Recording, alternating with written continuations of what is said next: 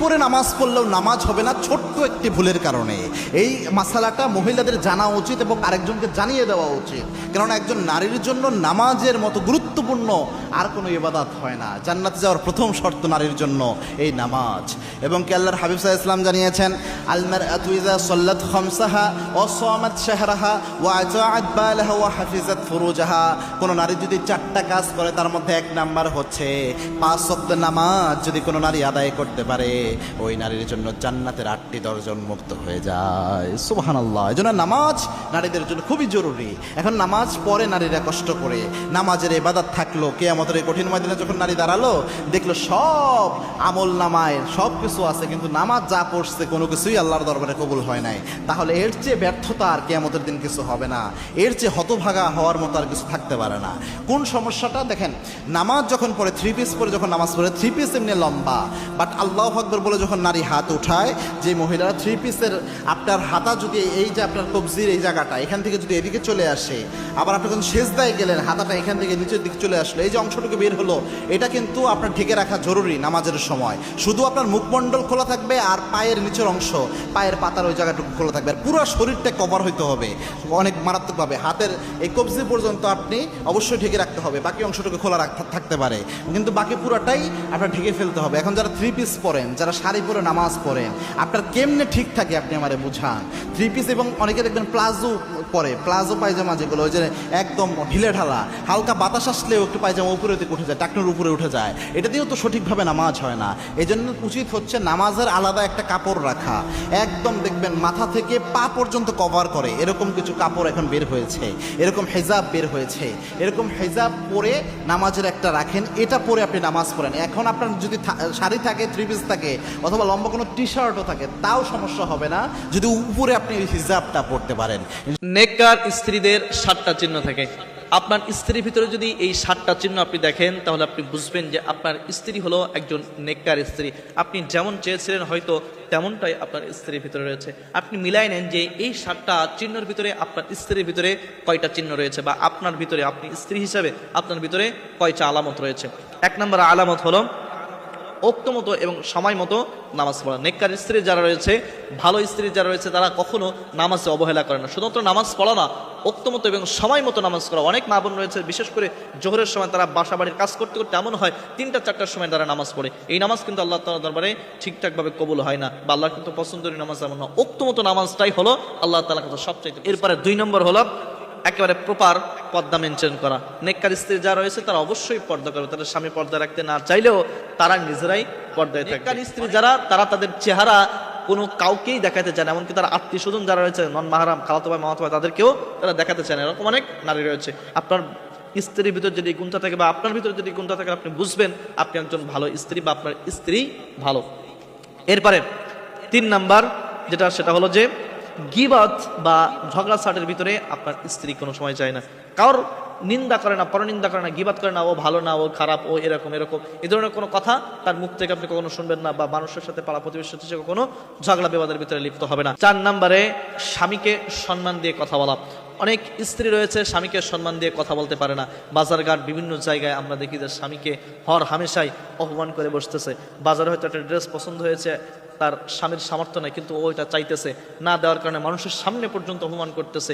আমরা এরকম অনেক নিউজও দেখি, বা মানুষের কাছ থেকে শুনি, বা আমরাও দেখি যে এই কাজগুলো হরহামেশাই হচ্ছে। এরকম অনেক স্ত্রী রয়েছে। যে আপনার ভিতরে, আপনার স্ত্রীর ভিতরে যদি এমন গুণ থাকে যে আপনাকে সম্মান করে, আপনার কথাগুলো মেনে চলে, তাহলে বুঝবেন যে আপনার স্ত্রী একজন নেককার স্ত্রী।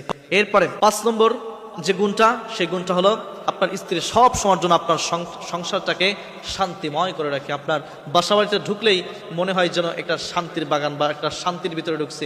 বাহির থেকে সমস্ত ক্লান্তি যেন দূর হয়ে যায় বাড়ির ভিতরে ঢোকার পরে, একটা বউয়ের মিষ্টি হাসি দেখার পরে। যদি এরকম হয় তাহলে বুঝবেন আপনার স্ত্রী একজন নেককার স্ত্রী। এরপরে 5 নম্বর যেটা হলো, আপনার হালাল রুজিতে সে খুশি থাকে। সে রুজিটা অল্প হোক, আপনি যদি অল্প ইনকাম করে নিয়ে আসেন, আর যদি সেটা হালাল থাকে, এই হালালে অল্প রুজিতে সে খুশি হয়ে যায়। এবং 7 নম্বর এবং সর্বশেষ হলো, দুঃখে এবং সুখে সব সময়ের জন্য আল্লাহ তাআলাকে সে ভোলে না, দুঃখেও আল্লাহ তাআলাকে ভোলে না। অনেক মানুষ রয়েছে যদি সারা বছর তাকে ভালো রাখে, আর যদি কোনো কারণে একটা দিন একটু অসুস্থতা দেয়, আল্লাহ তাআলার একেবারে উত্তম মধ্যম দিয়ে ফেলায়। বলে যে আল্লাহ তাআলা আর আমাকে চোখে দেখতে পারে না, সারা বছর ভালো, আর ঈদ কাছাকাছি আসতেছে বা একটা অনুষ্ঠান আসতেছে আর এই সময় আমার অসুস্থ দেওয়া লাগলো। আরে আপনার তো শুকরিয়া আদায় করার দরকার ছিল যে সারা বছর আপনাকে ভালো রাখলো আর হয়তো একটা দিন আপনাকে খারাপ লাগলো, এর জন্যই আপনি হঠাৎ করে মনক্ষুণ্ণ হয়ে যাবেন? না, এটা কখনো সম্ভব না। তো এই 7টা আলামত আপনার স্ত্রীর ভিতরে দেখেন, বা আপনি নিজে স্ত্রী হয়ে যদি আপনার ভিতরে থাকে, তাহলে আপনি বুঝবেন যে আপনি শ্রেষ্ঠ এবং নেককার স্ত্রী এবং আপনার স্ত্রী হলো নেককার স্ত্রী। আল্লাহকে ছেড়ে দিলেন কেন? আল্লাহর সাথে দুশ্মনী কেন?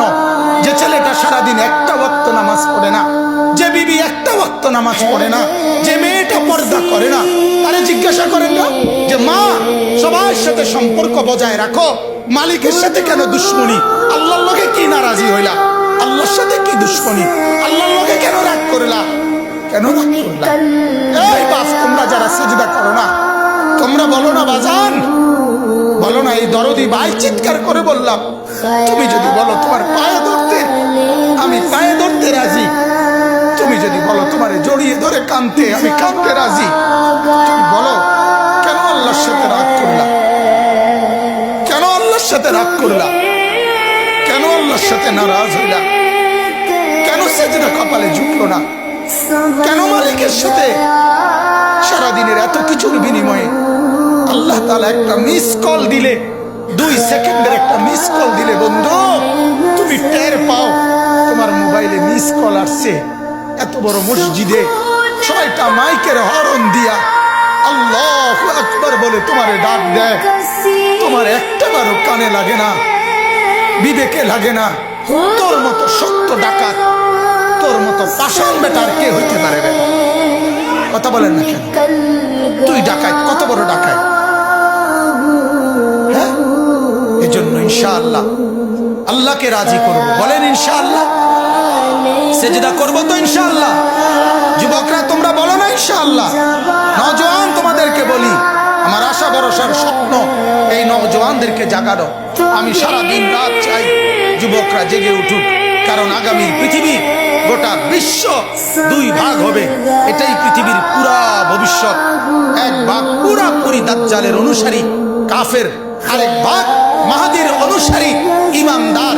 এই 2 ভাগে পৃথিবী অচিরেই বিভক্ত হয়ে যাবে। তুমি যদি মাহাদির পক্ষে থাকতে না পারো, তুমি যদি দাজ্জালের ধোকায় পড়ে যাও, আল্লাহর কসম ঈমান নিয়ে কবরে যাইতে পারবে না। অতএব আমি তোমার ঈমান চাই, আমি যুবকের ঈমান চাই, আমি যুবকের আখিরাত চাই। আল্লাহ তাআলা আমাদের প্রত্যেককে ঈমান আমলের দৌলত দান করেন, কবুল করেন।